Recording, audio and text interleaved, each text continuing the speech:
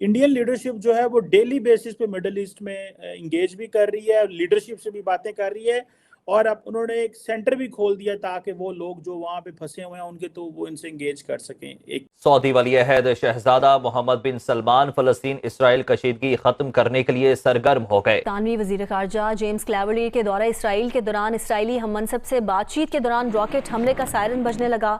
Siren play करें तो फिर आपको लगता है कि चाइना या फिर रशिया अपना रोल प्ले कर सकता है? क्योंकि इजिप्ट तो हमने देख लिया, वो तो कुछ भी नहीं कर रहा, उसने तो अपनी सरहदें ही बंद कर दी हैं। तो तार साहब, इजिप्ट ने अपने दरवाजे बंद कर दिए हैं मुसलमानों के लिए, गजा के मुसलमानों के लिए, और ये फिर मगरब भी अच्छा है, यूरोप और अमेरिका अच्छा है जो दरवाजे खोल देता है जब भी लड़ाइयां होती हैं और कहता है। चाइना या रशिया से कोई तवक्कुआत लगाई जा सकती है कि वो अपना कोई रोल प्ले करे? क्योंकि ना अरब लीग आया ना ओआईसी आया। बिल्कुल हमें किसी से कोई तवक्कुआत नहीं है।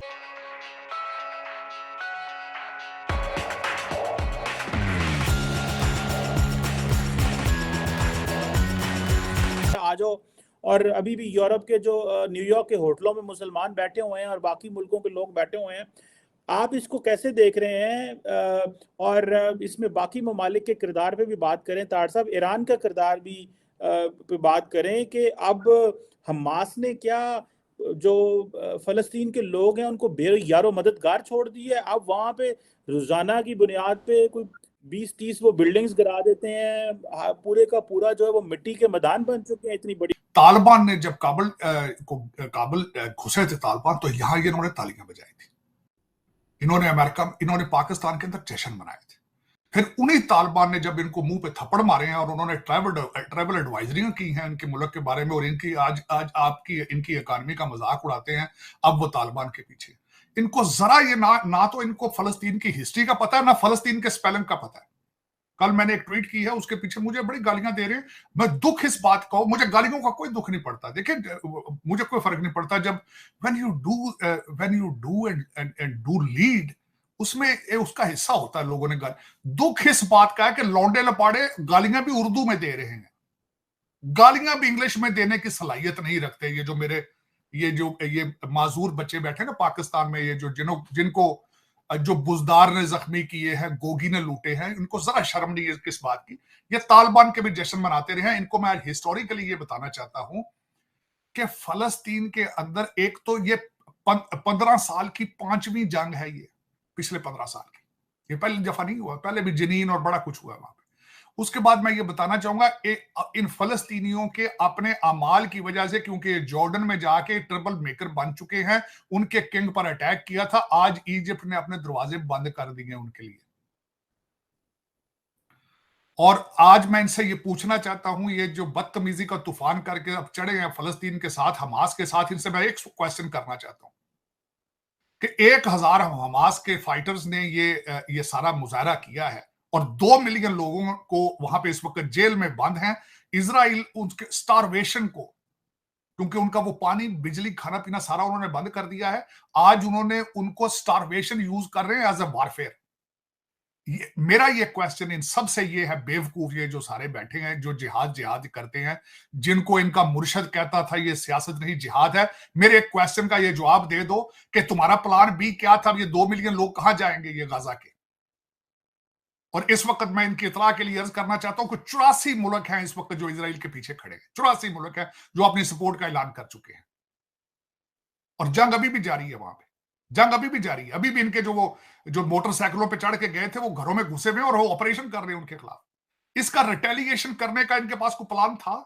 इनके पास कोई एवैक्यूएशन का प्लान था कि सिविलियन कहां से, औरतें कहां से निकलेंगी, बच्चे कहां जाएंगे? ये इनके पास कोई था इस चीज का एवैक्यूएशन का प्लान?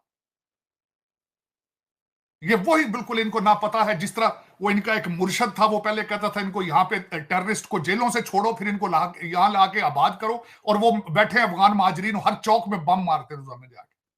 कोई ना शर्म है, ना लिहाज है, ना कोई अकल है, ना कोई शक्ल, ना सोचना कि हम जा कहां रहा है। जियो इकोनॉमिक्स का दौर है। और आज मैं एक और मजे की बात, अभी तक ये सर्टिफाई नहीं हुआ चीमा साहब, लेकिन यहां वॉशिंगटन डीसी में खबर चल रही है कि बम क्यों नहीं रुके, जो इनका डूम सिस्टम था, कहते हैं they were American made, left in Afghanistan. और क्योंकि उनके पास कैश मौजूद नहीं है उन्होंने बेचे हैं, और वो वाया ईरान या दूसरे वो सीरिया पहुंचे और सीरिया से यहां पहुंचे, और उनका सिस्टम जो था वो अमेरिकन उसको बम्स को जो it was not prepared to it, उसको कंफ्यूज था सिस्टम के इट्स अ फ्रेंडली थिंग आ रही। लेकिन उसमें मैं ये समझ ये रहा हूं बात कि आने 84 मुल्क एक साइड पे हैं, और सारे जो कंट्री में जिनकी बात कर रहा हूं वो कांगो नहीं है, वो दुनिया की वर्ल्ड पावर है, जिनके पास टेक्नोलॉजी, जिनके पास पैसे हैं। और दूसरा, आज वाशिंगटन डीसी में ये भी बात एक हो रही है कि either they are fighting the proxy of Iran, China and Russia. Ukraine को काउंटर करने के लिए उन्होंने इनको आगे किया। और इनको मैं ये बताना चाहूंगा, ये जो लौंडे लपाड़े आपके उर्दू में ट्वीट करने वाले हैं, और जरा देखो पनामा लीक में हमास के हेड के लड़के का नाम था उसमें। ये जो तुम कहते हो ना कि ये हम बैतुल मुक़द्दस लेना है तो तमाशा करना, ये सारे करप्ट लोग हैं ये बैठे हैं जो फलस्तीन में करने वाले। चले लेकिन उसमें चीमा साहब ये पाकिस्तान का तो ये मसला, जिस तरह मैं कहता रहता हूं, और उधर जा रहे हैं ना, तकरीरें करते हैं रोजाना, ये है अफगानिस्तान, फलस्तीन, ये सारा तमाशा कर रहे हैं। और यूपी के योगी आदित्य ने कहा है हमें सिंध चाहिए, हम सिंध लेने लगे हैं। कुछ शर्म करो तो उधर भी देख लो, तुम्हारे इन करतूतों की वजह से तुम्हारे आसपास ये लोग देख रहे हैं करने के लिए।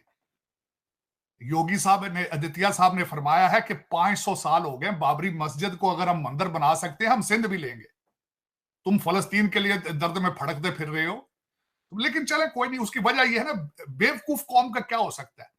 एक ऑक्सफोर्ड ग्रेजुएट आके आज उनका मुर्शद बन चुका है, उसके गेट को चूमते हैं, मनते मान रहे हैं वहां जाके ज़मान पार्क में। तो मैं आपको, मेरी ये आवाज़ नहीं है, ये फ़लस्तीनियों की आवाज़ है। हमें किसी से कोई तवक्कुआत नहीं है, रूस से या चाइना, बस जहां भी अमेरिका की नाम आता तो वहां पर वो अपनी स्टेटमेंट देना शुरू कर देते हैं। होगा कुछ भी नहीं है ना। मेरी बात भी और आज की तारीख भी याद रखिएगा, ना रूस हमारे लिए कुछ करेंगे, ना चाइना वाला हमारे लिए कुछ करेंगे। ये बातें हैं, आज की तारीख, आज का टाइम आप याद रखिएगा। ये सिर्फ बातें हैं, कुछ नहीं होगा, नहीं करेंगे।